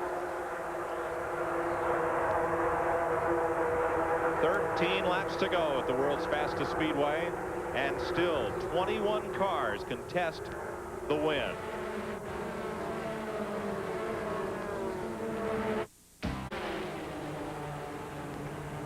Ten laps to go at the world's fastest auto race facility, world's fastest closed course racetrack, Talladega, Alabama. Mike Waltrip, Dale Earnhardt, Ernie Irvan, Ken Schrader, the front 4. Jeff Burton is right with them. So is Jeff Purvis up in that lead pack. Tracy Leslie and Todd Bodine with 10 laps to go. Now they have a little distance on that next group of cars. There's Bodine at the tail end of that lead pack in 9th place. And add on to that, tack onto that, Hut Strickland is still right with them in 10th. Now this group of cars has just a little bit of breathing room on Jeff Gordon, Joe Nemechek, Red Farmer, and the Bound brothers. So it looks like 10 drivers will settle it. There's the second pack. Gordon and Nemechek, and then Red Farmer. He's back there with Jim Bound and Chuck Bound. Then Clifford Allison, Steve Grissom, and Darrell Walter. You see how far Jeff Gordon has to go to catch 10th place Hut Strickland. There it is from Gordon's point of view, and it looks like forever from there, Neil. Yeah, that's a terrible feeling. You see him out there, and you're almost talking to the car. Come on, let's roll, and just get just a little bit more up there and get your contention. But here's Nemechek on the inside under him. It's either going to cost him, or maybe Nemechek can pull both of them up to the lead pack again. It might help him just a bit. But now Red Farmer comes alongside Jeff Gordon. This is for 12th position. And Jim Bound is going to go into the Ford as well. They're not going to catch him with shuffling this much position around unless they really get together after this. So Jeff Gordon can just watch the group go by. 4 of them run him down and ran past him, trying to catch this pack of 9 cars for the lead.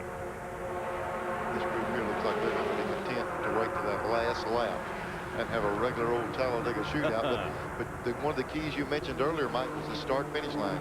Normally on a big track like this, you'd pass down the back straightaway, but the start-finish line being where it's at, they can actually change the lead coming down the front straightaway before they get back. Right, instead of the middle of the tri-oval, the start-finish line is just past the end of pit road. That was done intentionally when they designed this racetrack. It was Big Bill Francis feeling that, yeah, the best seats are at start-finish and along the pit lane. Well, let's put in a second group of best seats down where the start-finish line will be, past the pit road. This ain't a bad seat right here. I tell you, we're getting to see quite a show from up here. 8 to go. There's Todd Bodine stepping out line. He's got Bud Strickland with him, going to try it. He hasn't been afraid to try the bottom and try to move that car up and along. Ernie Irvin now goes to the bottom. And let's check with Mark Arrow. Well, Mike, they're starting to try to make some deals here on pit road. Everyone figures with Dale Earnhardt and Ernie Irvin riding behind Mike Waltrip, they have teamed up to try to go for the kill on the closing lap. Now with Jeff Burton sitting back there in fifth, he needs some help. So Gil Martin, his crew chief, is now in hot conversation with Tim Cahoot, the crew chief on Ken Schrader's car. They're begging Schrader to do something, get out of line, and they'll follow up to the front. They can't get out of line, Mark. Ernie Irvin's in the bottom lane. He's got some help, and those black cars are all going to be nailed up high for the moment. Folks, we're going to go away for just 60 seconds and come back and bring you what is bound to be the thrilling finish of the Fram Filters 500 at Talladega. Earnhardt sweeps right in front of Michael Waltrip. Couldn't have been an inch between them as he went back to the high side. How will this one sort out? Make your picks, and we'll be back with a finish in a blink of an eye after this.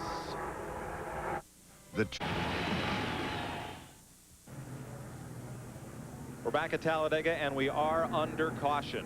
Something had to give in that pack of cars, and with 5 laps to go, it did. It happened in the back straightaway. There you see Red Farmer sliding up against the wall. Sparks flying from beneath that car, Neil, as Jeff Gordon went by. There was contact way on back down the racetrack. Here's right behind the scorecard here. There we go. We see Farmer out against the wall. He gets up against the fence. Something happened, and he got over in the outside wall. And he's got the right side tires flat, and he just rides it all the way down the back straightaway. Looked like he got turned sideways about halfway down the back straightaway. There you see the damage, and Red climbing out of the car. Okay. The same cannot be said for Davey Allison's Thunderbird. Glad to see Red out of that thing in good shape. Yeah, he's got a race tonight. Yeah, he's got to run that dirt race tonight. There's no such thing as a bigger race for him. That one tonight means a lot, too. Got his victory lane cap with him. And he'll take the mandatory ride back to the care center to be checked out. It looked, as we were watching during commercials, as if he may have gotten turned just a bit. Here's the race to the checker.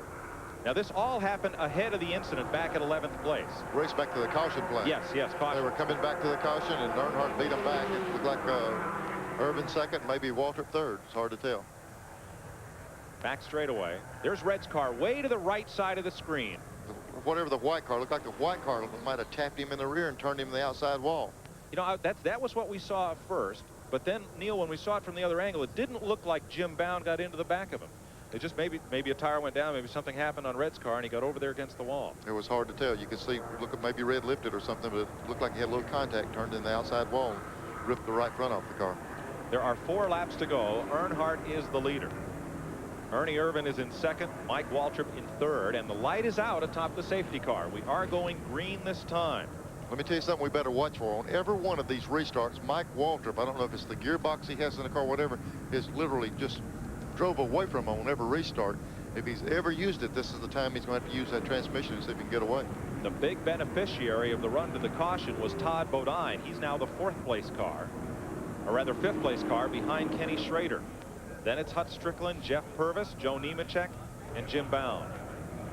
There's Schrader and Todd Bodine, who had moved up well. Remember, all of these cars were running ahead of the incident, so there was nothing to race through, with just a run back to the flag or the caution. Under the same circumstances, Waltrip started third, and he was able to pass the 2 leaders on the inside by shifting gears. They came up through the gears, and I don't know if he can pull it off now with these other guys in front of him. Now they're posting it in line as we had it with Bodine ahead of Schrader. He did come back to the line in 5th, or rather in 4th place. Comes a pace car in. And it'll be 3 laps to go. We were wondering about some 2 abreast racing. You're fixing to see some racing right now. How about 4 or 5 abreast? No lapped cars coming up here side by side with the leaders. They don't want any of this. 3 laps to go. Green flag is waving, and here they come.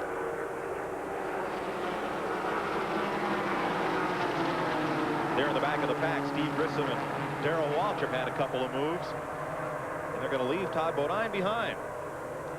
Yeah, they got a good jump on the start. They pull him away, I think. He's going to need some help to run down the leaders, and he's got, I think that's Jeff Burton, or rather Kenny Schrader right behind him. Jeff Burton had made a pit stop as they came to caution and fell to the tail end of the lead line.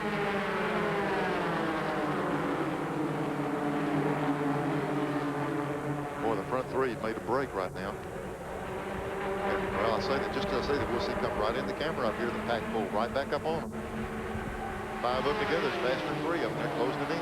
It'll be 2 laps to go into the trial. And now Daytona start finish would be right there where Earnhardt is. But here at Talladega, they have to come all the way around the trial, past the entrance of pit road, and then to the start-finish line. That extra 1,200 feet has meant the decision of many a race. Todd Bodin's got a piece of aluminum flopping around his back bumper. I don't think it's going to be a factor, though. And now, instead of 3 cars, we've got 9 up there for the win. And with some more coming.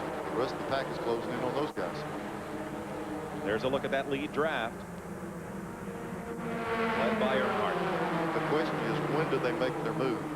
Do you make it going in the first turn, or do you make it in 4, or do you make it right now? Ernie took a look at it. Ernie Irvan, who last won at Watkins Glen. Dale Earnhardt with 14 wins, the all-time Superspeedway winner in the Busch Grand National Series. Whenever one guy makes that move, white flag, when one guy makes the move, you're going to see all of them make it. Will it be in turn 1 and turn 3 or the tri-oval? Here they go to 1, and here goes Irvan to the bottom. Waltrip went up high and now drops down with Irvan, and he may have touched Earnhardt. But here comes Waltrip on the inside, but he's by himself down there. Here comes Hut Strickland with him. Strickland on the bottom. Irvan and Earnhardt may have touched. Here comes Kenny Schrader looking 3D. Can't do it there. Entrance to turn 3. Waltrip, Strickland, Schrader on the bottom. And Irvan running for home out front. He got just enough lead, it might hurt him. You get that far out, the pack closes on you in a hurry. Well, here they come. Out of turn 4, they'll have one more shot at the tri-oval at Ernie Irvan. Earnhardt comes down. Waltrip goes right down to the track apron and heading for home. Give it to Irvan. They are 3 wide for 3rd. Irvan, Mike Waltrip. Neil, I've got the red car 3rd on the outside. Boy, and after that, it's a pick'em. That would have been Todd Bodine unofficially for 3rd. Earnhardt in the middle for 4th. And Hut Strickland down on the bottom for 5th place. It's going to take a little bit of camera work to figure this one out. Irvan's going to get the money. But the big winner in this may be Todd Bodine. That 3rd place finish may move him well up from 5th in the Busch Grand National point standings. Want another look at it? Stay with us. We'll show it to you again after this. Filters. Fram, you can pay a little now or a lot later. Well, Neil, does the phrase typical Talladega finish come to mind? I tell you, if anybody ever earned it, he did. He's been in the bottom digging all day long, and he won the race. Ernie Irvan ended up not only 1st in his lane, but 1st in victory lane. Let's have another look at it. Here they are coming to start finish line. There's Irvan out front. Look at Waltrip right on the bottom with Hut Strickland pushing, Earnhardt in the middle of the lane, and there comes Todd Bodine by. It looked like you say, Todd Bodine was 3rd in the deal. That's 3 wide there. That's about as wide as the racetrack is. Now let's have another look there up in turn 2 and see if Irvan and Earnhardt actually touched. Yeah, they got together. Ernie felt like when he cleared him, he needed to get up there and get in single file, and they touched right there. And that little bit of wobble really let Mike Waltrip make a run at him here. Both of those guys had a little bit of a hesitation, and Waltrip's come flying in now. Well, the man who goes to victory lane is Ernie Irvan. Picks up another Busch Grand National Series win. Glenn is with him. Well, Ernie Irvan has crawled from the Kodak Chevrolet. Looks like he's been for an afternoon boat ride, real calm, cool, and collected. That looked like a lot of fun. Well, it just about the time you think it's going to get edgy, it got to be fun again. You know, man, I got way back and then way back forward again, and the car was strong today, and that's what enabled us to grab by a lot of guys. But you know, it helped a lot with Michael, you know, being able to help me at the end, and you know, me and Dale kind of pinched each other into that first turn, but I made it out of it. Well, did you think at any time that you were going to wait anywhere past going into turn 1? A lot of people wait, go down the backstretch, but when you cross start-finish line, you made the dive for the inside. Anybody else but Dale Earnhardt, you try to pass him anywhere you can, and I kind of checked up a little down the back straightaway and got a good shot on him down the front, and was able to just get into the first turn before he got there, and I was fortunate enough to make it through. What about right at the finish? Did you know you pretty much had it then? No, not really, because they'll run into me pretty good down the back straightaway, knocking me forward, and that gave me a good shot. But I knew Michael was real tough on the bottom. You never knew it until the race was over. I want to thank everybody with Kodak, Delco, Remy, Chevrolet, and all the guys on my Busch team and all the guys at Morgan McClure Racing. Okay, congratulations again to Ernie Irvan. Mike? Ernie Irvan, you might tell him, Glenn, he has just won the fastest Busch Grand National race ever. Here's the man who came up just a car length short. Mark? I'm down here with Mike Waltrip. And Mike, when they came out of turn 2 in the final lap, you got that good run when the leader scrambled just a bit. A little thought in your mind, maybe they just might get to racing and I got this thing. Well, you saw my move. That's what I'd hoped. You know, I thought I'd beat Ernie back to the line, which would have put me second, which is where you needed to be today. I know every other restrictor plate race that's ever been run has been won from the lead, but that wasn't going to happen today. You know, you'd get them big leads, and that chain would just come sucking right back up to you. So. Neil Bonnet talked about the fact you almost had too big of a lead, that train really built up some speed to run you down. That's what my pit crew said, and I said, well, I lollygagged on the start. You know, I just kind of eased off, but that was Earnhart's plan, you know, to lay back and make a run on me. Can't blame him for that. I'd like to thank my sponsor, Pennzoil. They've done a real good job for me. I hate the trouble we've had for them, and just let them know that we're going to get them, and I'm looking forward to the rest of the season. It's not over, I promise you. Mike Waltrip is looking for his 5th Busch win, his last win at Dover in 1990. Mike? Good run for Mike Waltrip today. We'll be right back. Talk to more of the folks involved in this great finish here at Talladega after these messages.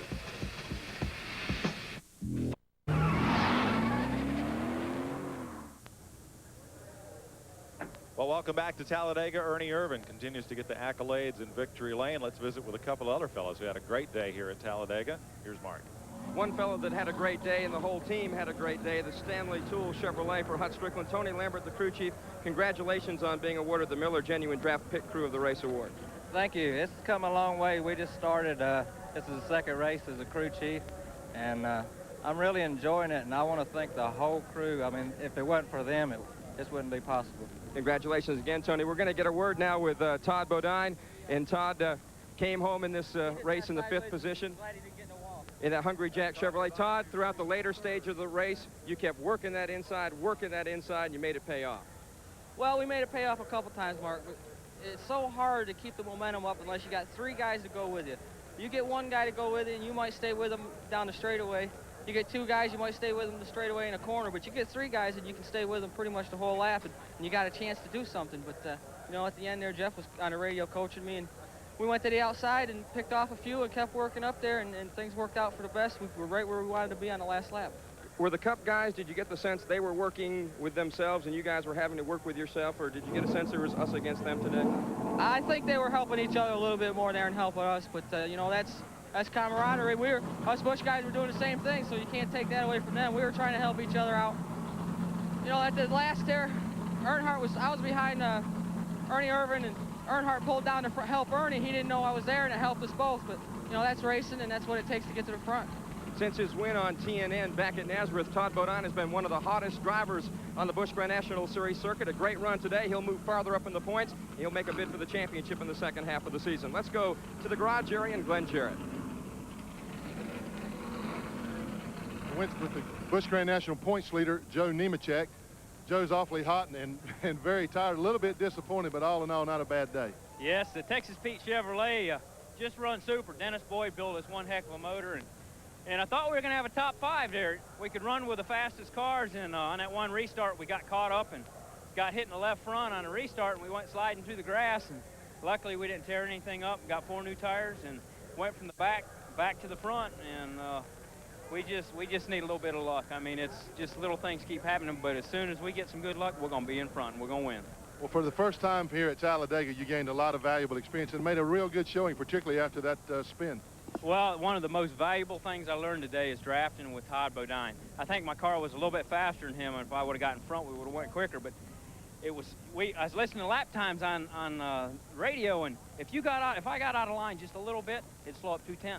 And I just got hook bumpers, and man, we went, and it was unbelievable. I mean, I learned so much. It's valuable. Well, he's scary, he's hot, he's tired, but he's still happy. Mark Garrow? I'm standing by now with Hut Strickland. And Hut, you know, they talk about the drafting here being a high-speed game of chess.